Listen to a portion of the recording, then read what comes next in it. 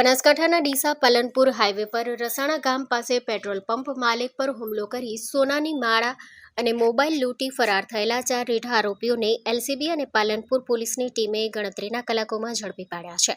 નેત્રમ શાખાના CCTV, technical surveillance અને human સોર્સના આધારે પોલીસે આખોલ 4 રસ્તા પાસેથી આરોપીઓને દબોચી લીધા હતા.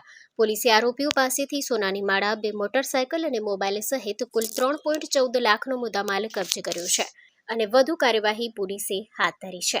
Story report by Chehersinh Vaghela, Banaskantha.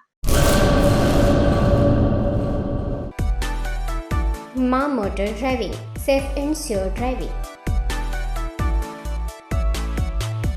Driving એ શોખ સાથે આપની મોટી જવાબદારી પણ છે. અમારા ઇન્સ્ટ્રક્ટર દ્વારા સચોટ અને સરળ માર્ગદર્શન.